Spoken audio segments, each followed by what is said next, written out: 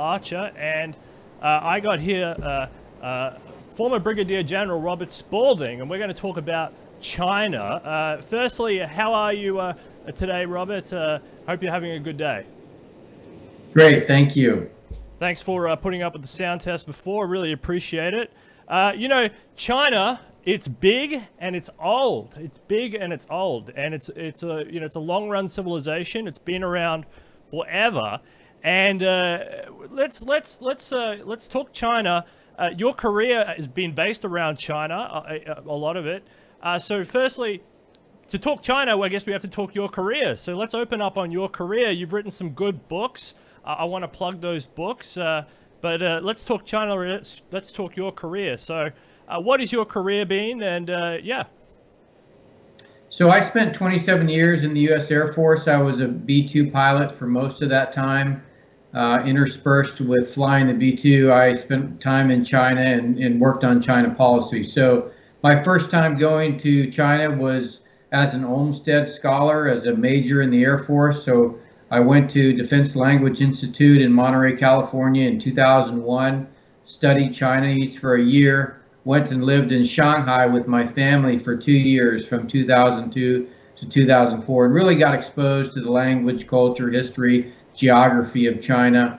From that point on, it was a combination of flying assignments and Chinese policy assignments. It culminated really in the last 3 assignments in my career were 2 years advising the chairman of the Joint Chiefs on China, the senior defense official and defense attaché in Beijing, and then senior director for strategy at the National Security Council, where I was the chief architect of our current national security strategy.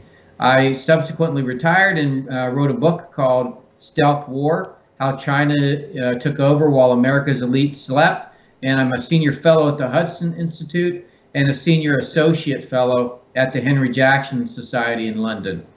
So for America and for the Western world as a broader respect, where does your story start? Does it start with the 1800s? Does it start in the 1950s? Does it start, Korea War? Or does it start with Henry Kissinger opening up China or the World Trade Organization? Where does the story start with you? Where would you start the Sino-US? Well, I think I would start kind of the modern China, and really there's two parts to the modern China. There is a very, very closed part where you have the Communist Revolution in 1949, and really for the United States, our re-engagement with China after World War II was in 1972 with the opening up. And I think, from 1972 on is where I would take the story. And you make a point in the beginning of the introductory comments that China is very, very old. I would say the civilization is very old. The government, the political system is actually quite young,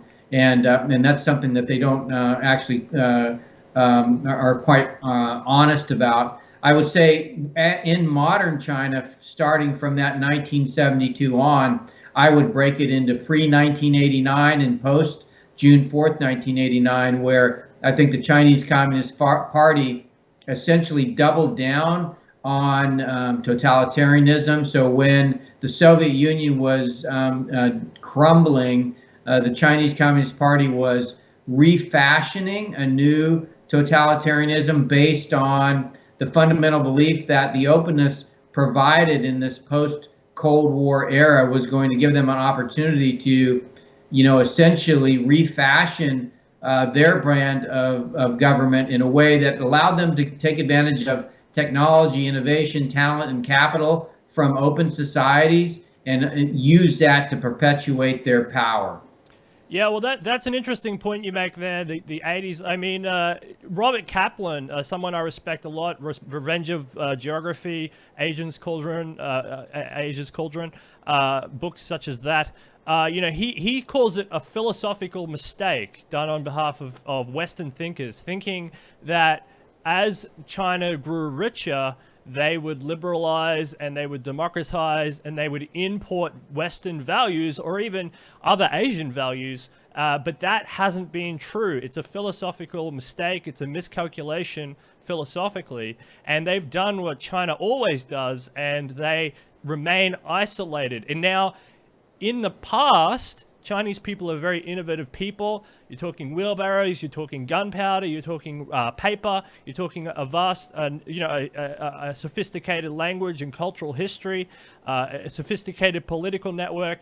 But what they've done is they've turned the economy, which is what America stands up for: openness, free trade, free dialogue, individual rights, individual sovereignty, protection of the self. And China has flipped it to a political economy where the state is the tip of the spear, and the people underneath are sort of a collectivized hive mind that has to be used as a way to perpetuate the state and the Chinese people, whether they like it or not. And I think that's the new. And China didn't evolve with the West as the West. Now, was that always on the table for China? Was China always going to do that? I mean, India didn't do that. India became a democracy, a free democracy, after its colonial period. Why did China go down this route? Why this philosophical mistake? Well, I think that, first of all, you have to look at the countries run by the Chinese Communist Party. So the party itself seeks to do things that perpetuates its own power. It studied the downfall of the Soviet Union. It realized this idea of a centrally planned economy was not something that could be sustainable. And I think the key innovation that the Chinese Communist Party came up with was this idea to incentivize personal wealth initiative and align that with the interests of the Chinese Communist Party. So it's not an open economy. It's, we hear about reform and opening up. That's not really about making a market economy. It's really about directing capital to those things that they see that are successful, that provide something that supports the national interest, which is really the interest of the Communist Party. And in doing so, they basically let people become wealthy as long as they were doing it in ways that promoted the power of the Chinese Communist Party. That in many ways, therefore, it made them much like a capitalist system in that it was tapping into this individual initiative. It's just very, very directed in areas that support what the Communist Party wants. So the Communist Party built a sandbox and lets China play in it. But if they play outside of the rules of that sandbox, then the whole weight of the state comes down on them. And you've seen that with China becoming more internalized, more aggressive. I remember you saying in one of your interviews, you went back to Beijing. There's more police on the roads, and this could be arguable because of terrorist attacks and things in Tiananmen Square. But there's more police. They have a digital gulag rising up through the Chinese social credit system. So do you think that? See, I've always seen a lot of these assertions of a more aggressive nature of China, the policing, the social credit system, a lot of the international relations stuff, which we can get into at a later point. I've seen this as an act of weakness on their behalf. I've seen this as the Chinese Communist Party, the CCP, feeling less strong and therefore having to be more aggressive in order to control. But it's kind of like, it's for me, I just see them, the tighter they grip, the more institutions, the less trust they have, etc. What do you see? Well, I think one of the things that is unique about what they can deploy now with the addition of both the technology and the business models of Silicon Valley is the ability to systematize influence of the society and at the individual level in ways that promote the way that the Chinese Communist Party defines a good citizen.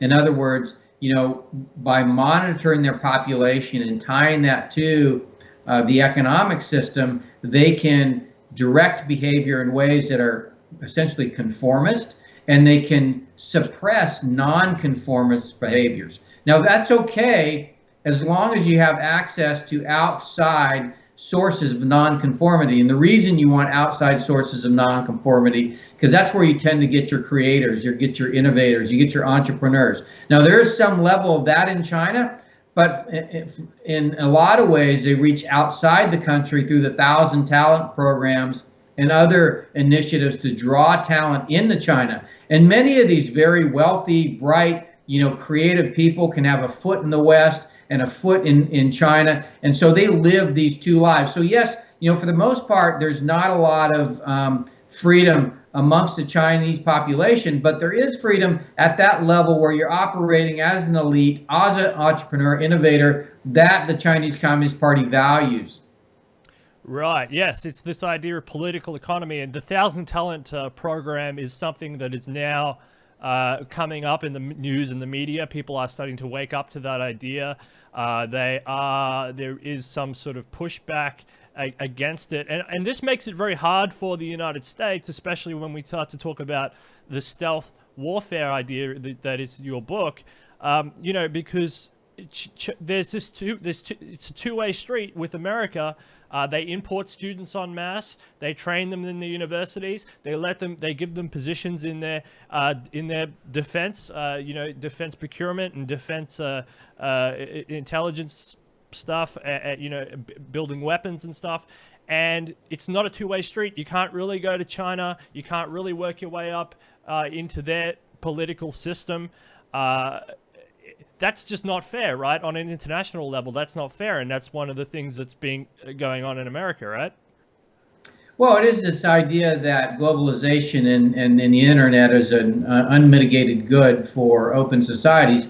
And on balance, if you connect yourself internationally to other democracies, I would say that's true. Democratic principles, free trade, particularly in those nations that practice, human rights, civil liberties, rule of law, and really the rule of law when it comes to trade, then I think you can be more or less convinced that that's a net good for both sides. In other words, if you're actually practicing free trade, fair and reciprocal trade, then there is a noted benefit to both sides.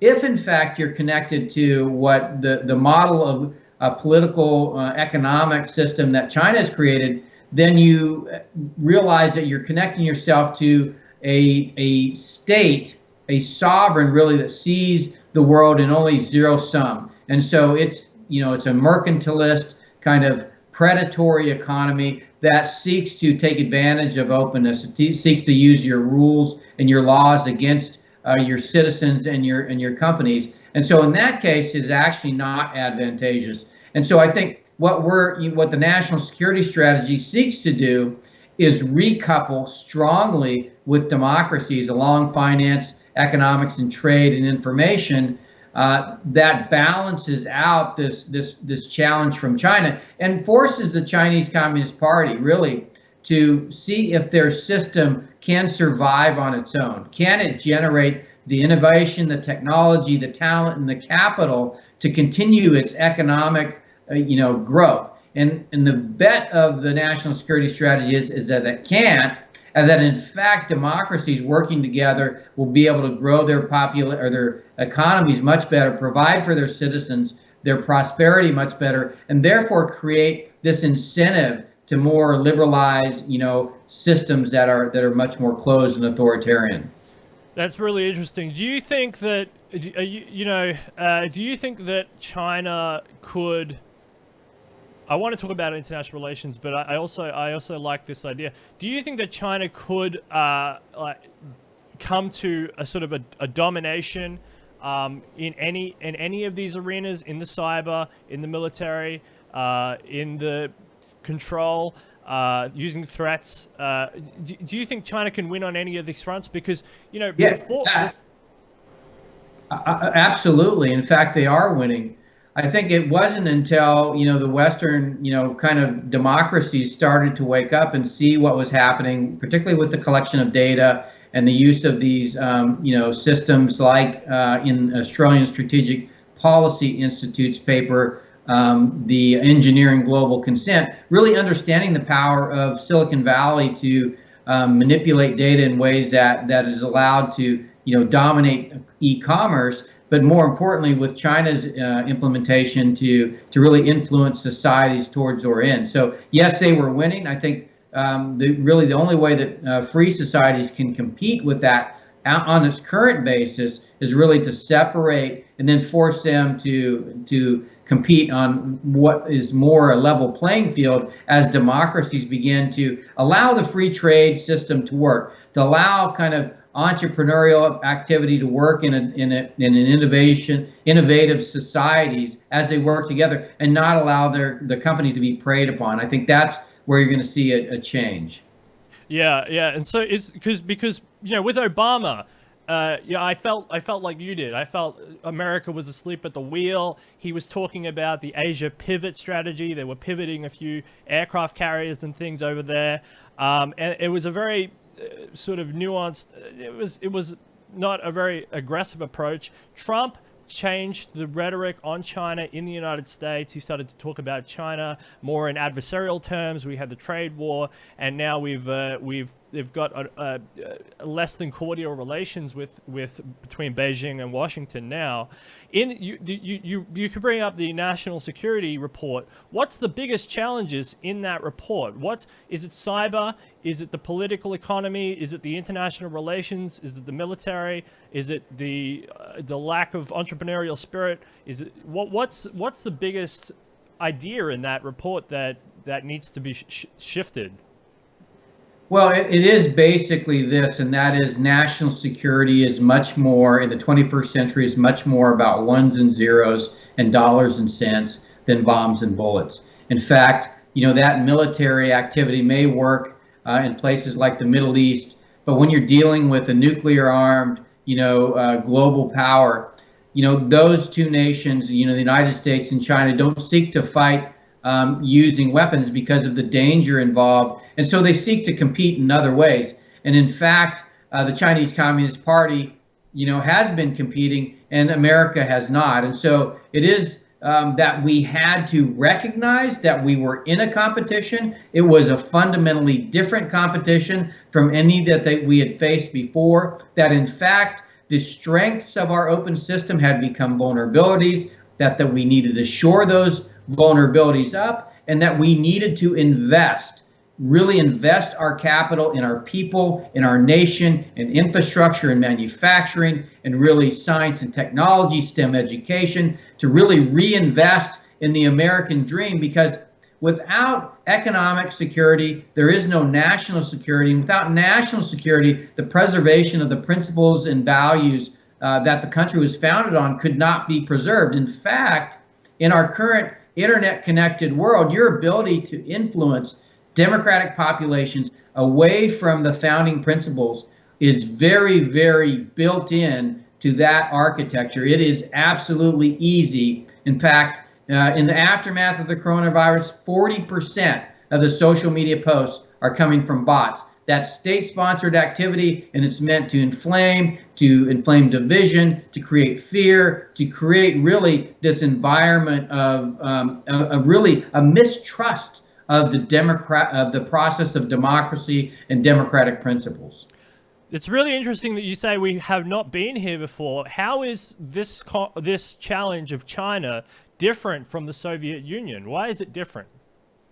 Well, the Soviet Union and the Russians did disinformation, they did influence, but their access to our population, right? There was no internet. They could not beam directly in via, social media apps directly into our children, directly into, our population. They actually had to do it in ways like radio or TV, if they could even get that in. And in fact, they had very, very little contact with our populations. And the way that we competed was primarily militarily, in terms of this dance of sabers around nuclear weapons.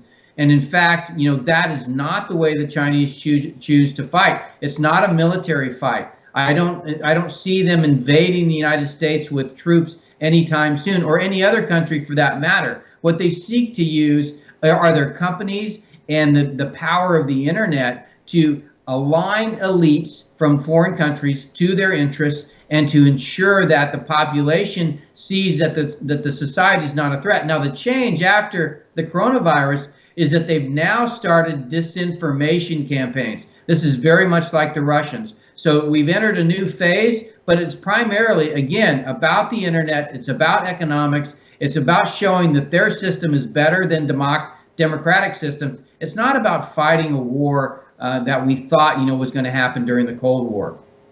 Right, that's a good point to make, and it's very interesting.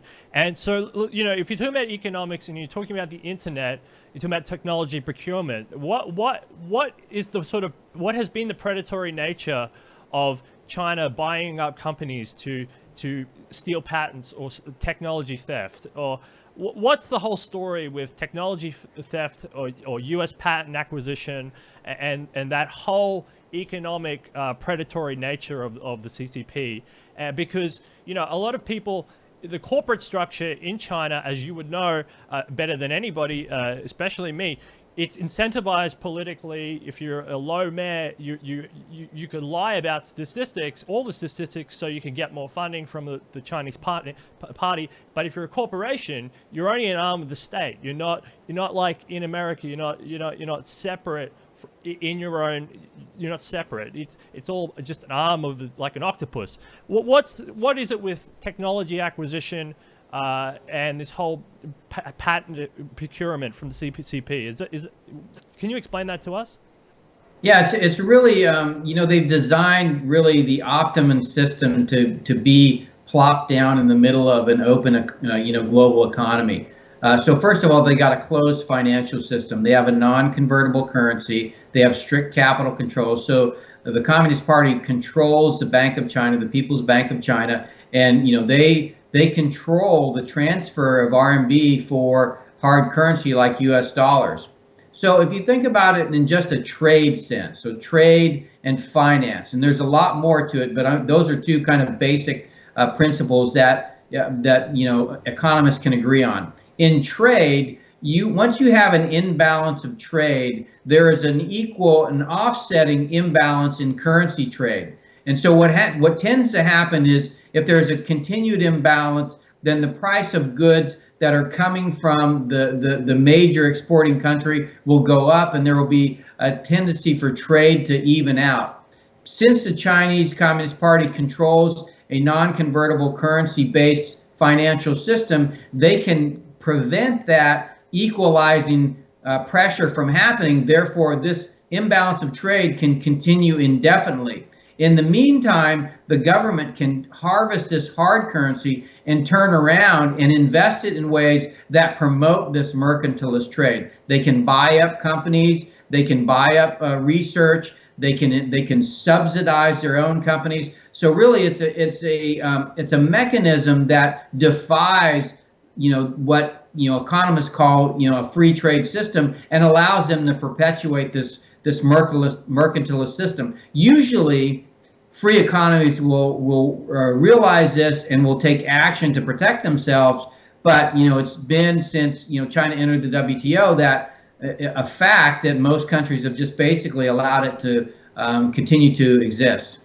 And, it's interesting you bring up the WTO, because I've always said that on this show is China, I mean, you can get away with what it wanted up until that point, but once it was in the WTO, it was, the gloves were off in terms of it had to behave. It had to prove after its entry to the WTO, which, America did allow, it arguably shouldn't have allowed, but it did allow with investing trust in China, in Beijing, to do the right thing. And they haven't proved that. And they've had, like 20 years or a little bit less, but to prove that they could play by the rules, and they have not done that. They have only expanded and perpetuated this policy, and it's left them in a great position in terms of how they've done. Because America is a Pacific power. They want to maintain openness and free trade in the Pacific, and also in the Indo-Pacific region. Flicking a little bit to China itself, what do other countries in the region apart from the United States, an external balancer. Think of this. What does North Korea? What does South Korea? What does Japan? We can go around. But what do these countries think of China? And what do they think of Americans trusting China in this way? Did they see it coming, or did they also fall into the trap? Well, I think you can go back to Lee Kuan Yew and his belief that China was going to be ascendant. And I think for the most part, the nations of the region have agreed with this. It's interesting to note that, in diplomatic circles, what you would frequently hear from the nations of the region talking to the United States is, don't force us to choose. We like our security relationships with the United States, but we also like our economic relationships with China. And I think what we tried to say in the national security strategy is the two can't coexist. We cannot perpetuate a security relationship that is constantly undermined by an economic and trade relationship that really weakens the economic vitality of democracies. And so I think it was a realization that there actually has to be a choice. Now, we know where North Korea is going to side, but what we don't know is where South Korea is going to side. Where's Singapore, Indonesia, Malaysia? Are they going to side with China? Are they going to side with the United States? I think that's going to be the competition over the next 10, 15 years to find out which nations are going to go where. And I think what we're trying to say is, let's have that, friendly competition. You see if having your all your interests aligned with China is better for your society, for your people, than being aligned with the United States or not. I think that's what we're going to find out. And I think you're going to see a lot of developed economies side with the United States, and I think you're going to see a lot of developing economies side with China. So you have to find out, look towards the future. I think there's been enough water under the bridge in terms of the competition between liberal democracies and authoritarian regimes that, people tend to flourish when they're free, when they can live their lives in the way they want, and the other isn't the same. So, but when they're mixed, when they're combined, as they have been in this post-Cold War world, then really the authoritarian regimes can really be predatory. We're not talking North Korea or Iran or Russia, that haven't figured this out. They're not as smart, quite frankly, as the Chinese Communist Party, in realizing if you're smiling, if you're saying you agree with everything, you're going to follow the rules, but then you don't. You design a system that fundamentally refuses to abide by any of the rules, then you can really take advantage. And I think they've done a great job of it. And my hat's off to them. I call it a beautiful strategy, because it is. Wow. Yeah. And a country you didn't mention there, which I think you would just assume would be on the US's side, because otherwise it wouldn't exist, would be Japan, right? Japan is fundamentally on the United States side. I mean, Japan shouldn't exist as a country, and it certainly shouldn't have rocketed up to being one of the the dominant economic power in the 80s. That was all underpinned by the American order. So you're not worried at all that Japan is going to side with the United States in this? Well, yeah, I think it's a debate that needs to be had. I think, as I see it, and this is, prior to the coronavirus, having traveled to Asia, having traveled to Europe, talked to many of the nations that we're talking about here, the way I see it falling out right now, today, the developed economies are siding with the United States. They're slowly arranging their economic, finance, trade, information with the U.S. I mean, we're even talking about cutting out undersea cables that are going to China.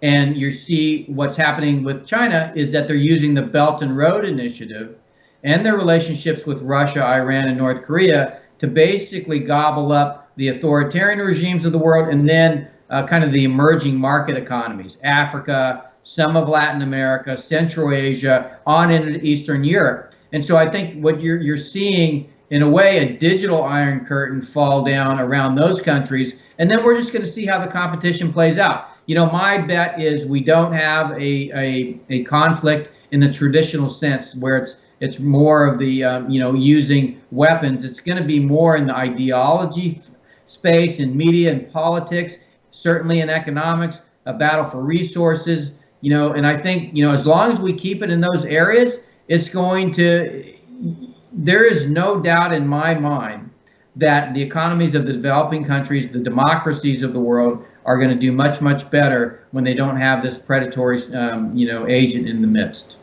Yeah, I agree, and yeah. So, this is close to my thesis. My thesis is kind of along the lines that Russia is now a sort of a vassal state of China with its collapsing demography. Russia has big problems in Europe. It's always had problems in Europe, yeah, it feels like a vassal state, and China. Arguably, even a few days ago, and it's all changing very rapidly, because I also want to talk to you about Hong Kong as well, which has now disappeared. It's not on the map anymore. What is it?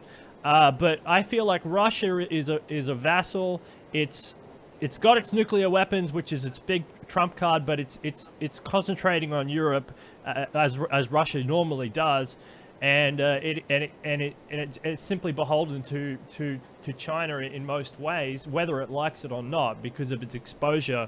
It's a big long border, its exposure in Siberia. What would you say, Russia, China? Obviously they're great friends, but I don't think Russia likes China, but it has no choice. No, I absolutely agree. I think Russia is eventually going to be swallowed by China.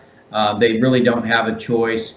Their economy has never evolved from an extraction economy, and that's a credit to the regime there. And so what they're doing is they're selling that natural gas and oil to the Chinese for everything else they need. They're fighting sanctions from the West because they're an authoritarian system, but ultimately they can't survive without China, and I think they know that. The problem with them is it's a one-man rule society, and it hasn't really developed like China has, more of a party state system that allows for the perpetuation. So it'll be interesting to see what happens when Putin goes. Will the elites kind of stay that path, or will they realize their really only option is to side with Europe if they want to keep their culture, their history, their identity intact? Yeah, totally agree. Yeah, and looking forward, another thing is we had the one child policy in China, and so now their demography is getting messed up. They wanted to become a middle power consumption economy, but that looks like their demography is going to miss. And also they killed a lot of the girls, and so now they have an excess of boys. So they have a gender problem there. Do you want to quickly speak on China's demography? Do you think that they've messed up in this arena by having the one child policy, which now means they have an excess of young men in the country? As the coronavirus and as the economy starts to splutter a little bit, and a lot of my thesis is the One Belt One Road is, it's an export-led economy, and they have an excess of steel, they have an excess of concrete, because they've built everything that they can in China. They built dams like you wouldn't believe, which are now getting them in trouble with everybody else. But they built dams, they built roads, they built bridges, they built ghost cities, they've built everything, and now they have to just export that excess capital overseas, and that's kind of the Belt and Road Initiative. The Belt and Road Initiative is so big. I mean, you've got the Maritime Belt and Road Initiative, which it doesn't mean much because it's just a bunch of ports, and they messed it up in Sri Lanka already by trying to steal their port over there. And with the other countries, I mean, you're talking about Turkmenistan or Kazakhstan, or you're talking about these tiny little nations that, will take all of the capital. They'll let China build roads and bridges, but as soon as they can't build roads and bridges, what would be the point of staying friends with China? So my idea on the Belt and Road is it doesn't mean anything. It's just a way of China exporting excess capital. But yeah, do you want to speak on China's demography or the Belt and Road? Yeah, there's a few things here. So first of all, if you look at Africa as an example, in 2017, 30% of Chinese investment in Africa was actually low value added manufacturing. So in addition to exporting steel and concrete, they're also exporting their workers. So in a lot of these countries in Africa and in Central Asia along the Belt and Road Initiative, what you have is these communities of Chinese workers that are working in a lot of these manufacturing hubs.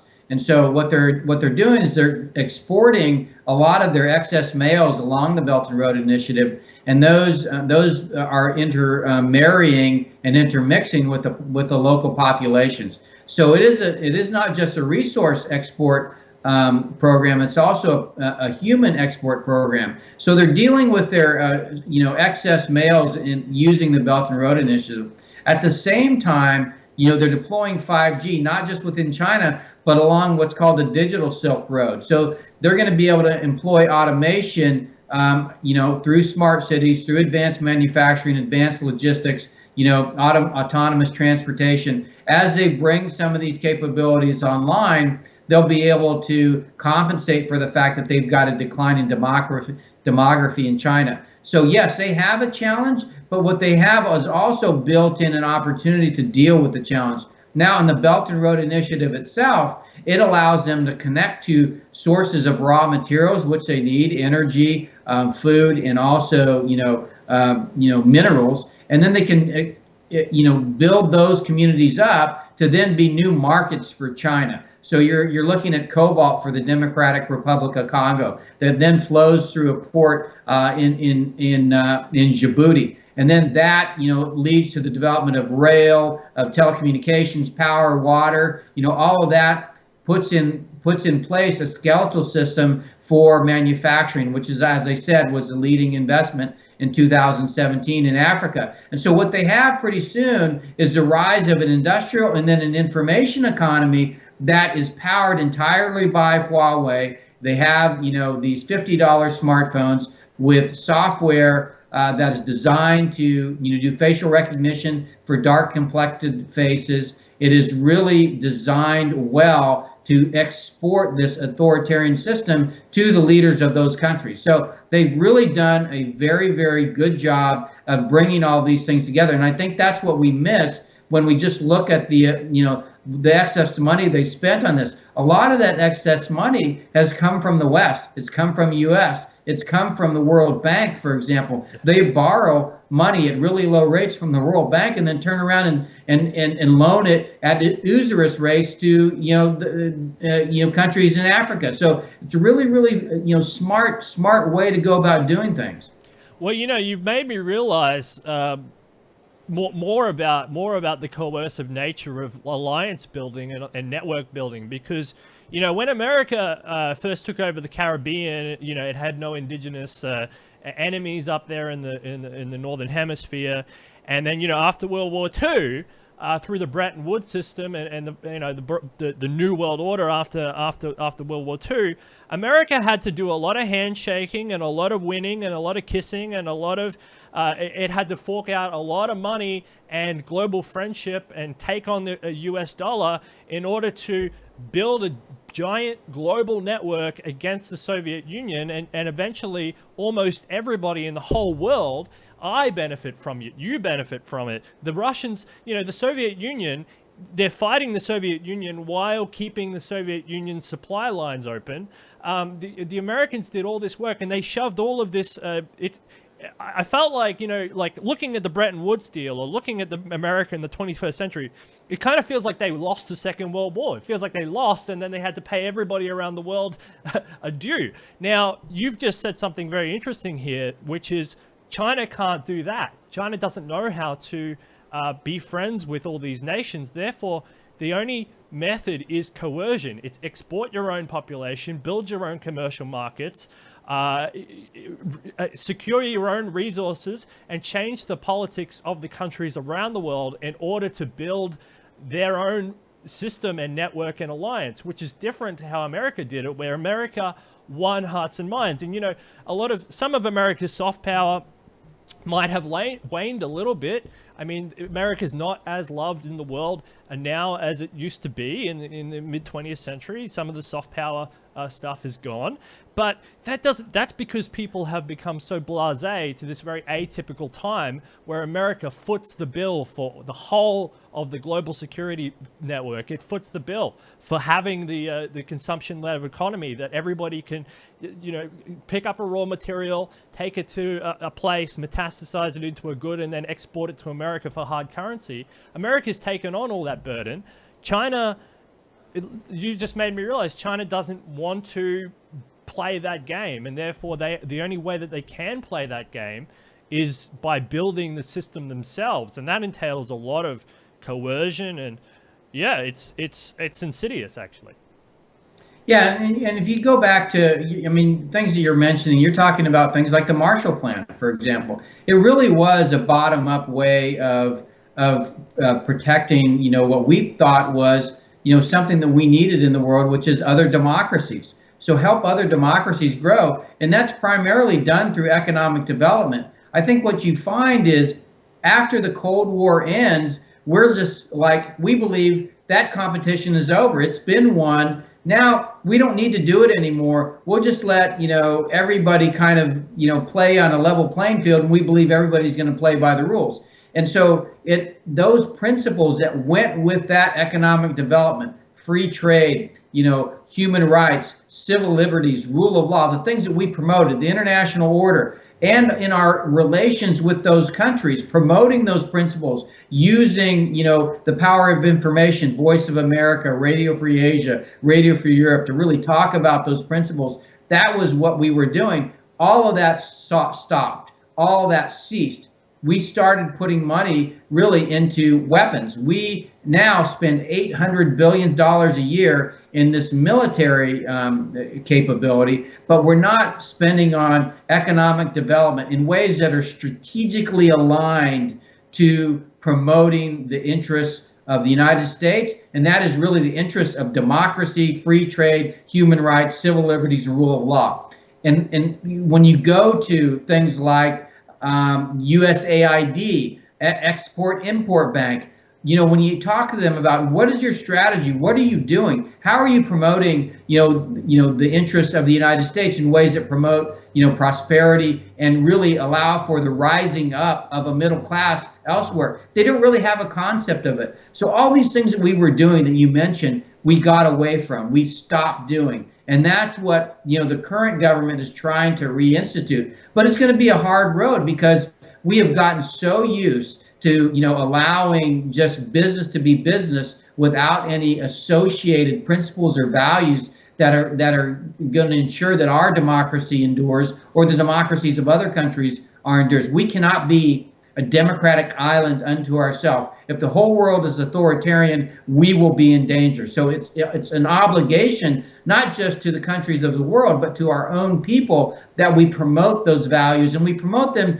using economic development. Now, the Chinese Communist Party has done this very well, but they've done it in ways that promote their interests of authoritarianism, the interests of, you know, state-directed, predatory capitalism. This is not what we want to do. And I think you're going to see in the next, 3 to 5 years, the United States change to be much more forward about economic development, information, particularly protecting privacy, protecting data security. These are all fundamentals of, of the modern society, in the modern global system. Wow, that's really profound. Yeah, we're running out of time, so let's quickly talk about 5G, Huawei, the Chinese digital strategy, and these privacy concerns, because they come up.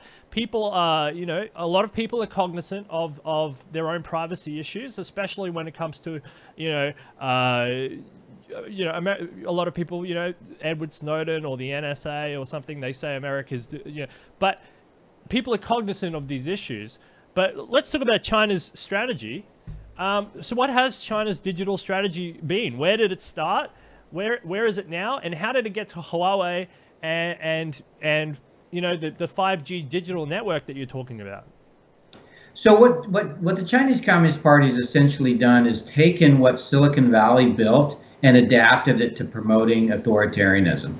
And it's very effective. So when the iPhone comes out in 2007, the top 5 in market capitalization in the United States are AT&T, General Electric, Microsoft, ExxonMobil, and Shell. It's very much an industrial economy. In 10 years, it becomes Facebook, Amazon, Netflix, Google.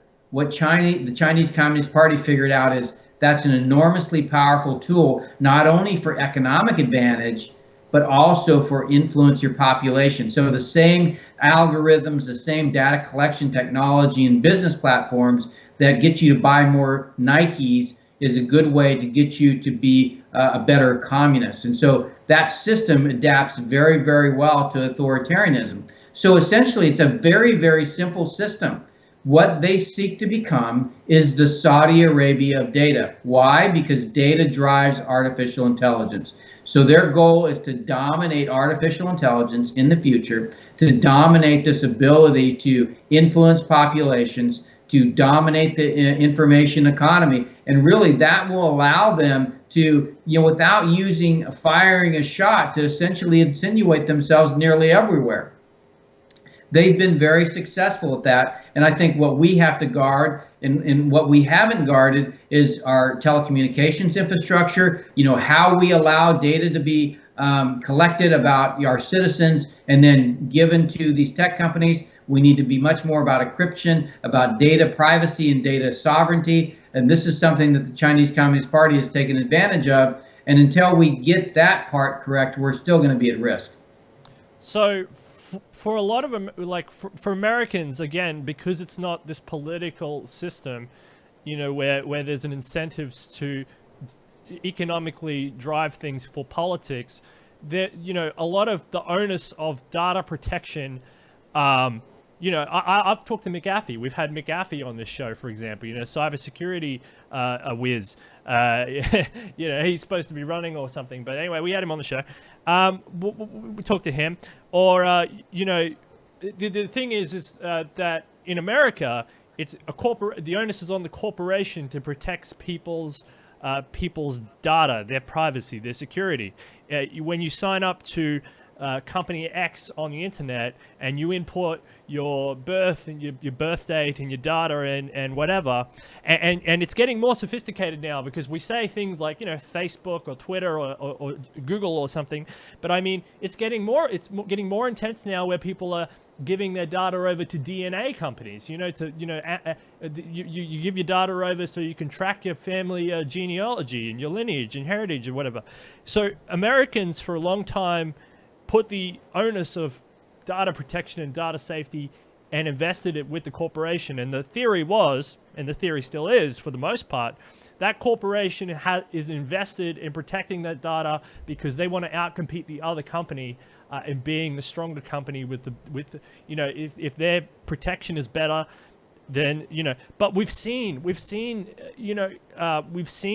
that this system doesn't always work, that this, especially there have been failings in things like banks, where people's credit cards have been taken and they'll pay the fines or they'll pay the money back and they won't tell the customers and it's come out later. There is issues. Are you suggesting that the American government is going to get more involved in data security online in the future coming? Is it started? Well, so what I'm suggesting is if we don't, our ability to protect our democracy, our principles, is going to be, unequal to the task in the 21st century. We face a foe that understands how to manipulate the information of our citizens in ways that influence them to distrust democracy, distrust their own government, to create disinformation and influence. If we don't protect against that, then our ability to protect our population from the creeping authoritarianism that we're beginning to see or spread around the world, it's just going to be impossible. And so this is a requirement. Think about the airplane. Before the airplane came, nobody really built defenses from the air or really thought about the air as a means of warfare. So now we have land, we have sea, we have space, we have air, but the most important domain for warfare in the 21st century is the information domain. And it is a domain where every single person that you can think of in a developed society is connected to, and they're influenced by, and they converse, and they live, and they socialize in this domain. And yet there is no protection from state-sponsored influence in those domains. And so India just recently banned 58 apps because they realize that they can't protect their population. So I think that's what's coming. It's going to be even greater as we move towards this world of autonomy. 5G is terrible if it's not secure, because all of that cameras, arrayed around your city are collecting data around you, and that's exactly the data that the Chinese Communist Party wants. They want to track everybody. They want to know what you're doing. They want to know who you know. They want to know your networks. They want to know your foibles, because if it comes right down to it, they want to be able to have purchase over your decisions. And that's essentially what they're trying to do. And they've been, as I said, doing it quite well. Yeah, that's a very good point. They have been doing it well. And the other question is, okay, let's say America gets on board with this idea. They start driving it. Some other industrialized nations get on board with this. They start to innovate in this area of data protection. Does that still leave the underdeveloped nations, or the nations that aren't so sophisticated, open and exposed to this scheme, where they can be used essentially as a target nation? I can't think of the word, but does that leave those nations open and exposed to exploitation? I think it does. I think over time, what you're trying to create is a beacon, as democracy as a beacon, just like it was during the Cold War, to show that your system's better because it's better for humans to live in that way. And over time, what you're hoping is that you can peel off nations that essentially come under the Chinese Communist Party spell, for lack of a better word. That's going to be a long-term competition. We were in the Cold War for 70 years. So, it is something that, we're going to have to deal with. And, the one thing we haven't mentioned yet to do with cyber is the fact that once the government gets a firewall up, and once they can actually control and manipulate things, so you get censored freedom of speech, which is a very big thing in America. Freedom of speech is a very important aspect of American society. But you go to China, you look up Tiananmen Square, you're not going to find anything. And do you think that censorship is a problem as well, generally? Censorship is growing. It's growing around the world. It is a feature of, kind of this spreading authoritarianism. This lack of, the ability to have civil debate, to have a diversity of ideas. These are fundamental truths of, our societies. But what Silicon Valley built is this ability to suppress speech, using social media. And I think that's the thing that's quite concerning. And when you hand over the power to censor speech to a private company, then you create this challenge that we have today, which is it's a lot of times it's aligned with one's worldview. And so, if you're going to basically censor speech that's not aligned with your worldview, and you've been granted the power in a society to do that, then what you have is the makings of soon a single, worldview for that society. And that's what you have in China. You have a single political power that controls the narrative and ensures that we only talk about, in China, what the Chinese Communist Party wants us to. That's what Silicon Valley, for all the incredible advancements in collaboration and economic power that Silicon Valley has brought, it's also brought us this ability to use these things for ill, not for the benefit of mankind, but actually for the suppression of our freedoms. And so it's something that we're going to have to deal with. So So in that context, you're talking about like Twitter, like censoring like Donald Trump, for example. It goes right up to the president of the United States. Yeah, I know this is a big conversation, but do you think? What do you think? Do you think that Twitter has the ability to censor the United States president because he doesn't agree? He didn't agree with their platform terms and conditions. I mean, in today's environment, according to today's laws in the United States, yes, it absolutely does. It can ban the president of the United States. That's the way that we've decided to regulate those platforms.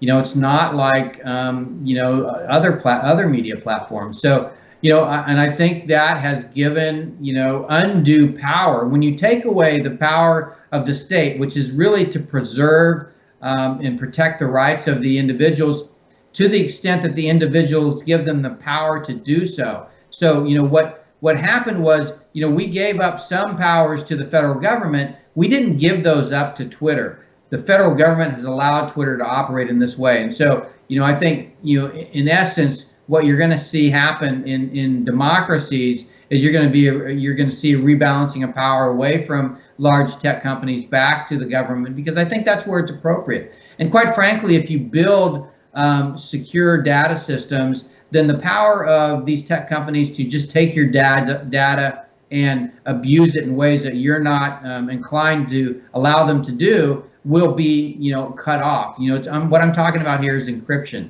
To be able to be the owner of your digital life is, I think, a fundamental human right that needs to be established in how we build our internet and how we build our technologies of the future. Wow, that's really profound. All right, well, we're running out of time, so I'm gonna put your book up on the screen so that people can see it. Do you want to talk about your book quickly and where people can get it? Yes, it's available in all major bookstores. It's really designed to give you background and insight and context for the current national security strategy. It's going to give you a summary of why the U.S. is doing what it's doing and what the U.S. is doing. Why the U.S. is doing what it's doing and what the U.S. is doing. That's really, really interesting. And yeah, stealth war. I'm finding this topic really fascinating. I mean, I've been a China hawk. I was a lot more of a China hawk, in the Obama administration, because I didn't feel like America was doing anything. I'm actually a lot more optimistic on China now in terms of its waning power, because I feel like it's lashing out, not in strength, not from a position of strength, but from a position of weakness. And I've actually started talking about the Indian Ocean and the future of Australia. And, it's disgusting because here in Australia, I'm not sure whether it's out of fear or whether it's out of this balancing act of economic security versus national security or whatever. But in Australia, right up to Parliament House, they have been debating and talking, and there is whispers in the back halls of, should we trust America? Should we trust China? And this shouldn't be a debate. For me, this should not even be a debate. Australia wouldn't even be here without the United States. And the United States has advanced an unparalleled time of peace and prosperity on the earth. And forget about Iraq and Afghanistan. These two conflicts are absolutely minor to the real conflicts that happened in the 19th, 18th, 17th century. The history is filled with war and destruction, and for the most part, America has put all of that on hold. We've lived in an unparalleled time of peace and prosperity, thanks to the United States policy of openness, of democracy, of freedom of law, rule of the sea, and these other things. So I think it's a really bad attitude that Canberra has, where they now they even bring it up. But I understand. You said so yourself. Economic security is national security, and so in that way, it makes it very hard for all of the nations around here when you become so reliant on this such a big, booming, unprecedented in human history boom of a country like this, that you could just, it's like wood in the fire. You can just throw wood in all day and it will just consume it. But you're doing that at a cost. You're doing that at a massive cost to your liberties, and I think it's been really bad. And some of the people who have been caught, and I know that there's more of it to come, but some of the politicians here who are very pro-China are getting caught with Chinese money, and they're getting caught, they're getting routed. Hillary Clinton came down here and gave us a smack. She told us, don't do this. You're an American friend, an American ally. We'll all get through this together. But you know, there is there is concern, and you know, I worry about it. But yeah, I mean, it's just such a big boom. But I actually think, honestly, I think, you know, if after China, I mean, post-China world, after this huge big boom stops, I think Australia is going to be in a better position to fuel Southeast Asia. Indonesia's big, Vietnam's big, Thailand's big, Philippines is big. I mean, there's a lot of big, you know, Bangladesh and India. There's a lot of big economies around here that play by the rules. They love each other. They're free. They're open. They're much better. And I think we're going to have a more prosperous, stable time than if we keep, like Mearsheimer says, keep feeding the beast. And it's not on the Chinese people themselves. It's mainly the CCP and the way that they've set up this political structure in order to suppress their own people and perpetuate their own form of domestic suppression, which they're now starting to export on the world as they get more and more and more confident. Absolutely, I agree with that. I think, you know, as we work together as democracies and continue to isolate the Chinese Communist Party from access to innovation, technology, talent, and capital, you're going to see our societies grow in strength and economic prosperity, and China decline. And that's fundamentally what I believe. All right. Well, thank you so much. That's an hour. I thank you very, very much for your time. I learned a lot, and I'm really excited to explore this more. I haven't read your book yet. I get sent books and books and books, and I just consume books. But I'm going to read it. I'm going to read it 100%. The Stealth War. I need to understand more about China. I need to learn more. I've you know, Robert Kaplan. Very big on Robert Kaplan. I like. One of my dreams as a kid was to work for Stratfor. I think you know, George Friedman over there at Stratfor. I love geopolitics. Geopolitics is my big thing. So you know, sometimes diving into the digital stuff it's philosophically it's not too bad, but it's so complicated in terms of the actual programming and how people do this and that and what apps to download, and it's very big and confusing. But we can get our heads around it. We can build systems, and I'm glad that America is talking in this way on these issues, because it was becoming China was just being left on autopilot was becoming a problem, and now America isn't looking at the Middle East anymore. It's shifting its focus, and I'm very happy with that. So it's really good to talk with you, sir, and I really appreciate your time, and I thank you so much. And you be well and safe and happy. And yeah. Same to you. Thank you so much. All right. That's the Archer Report. Thank you, everybody. We'll see you next time.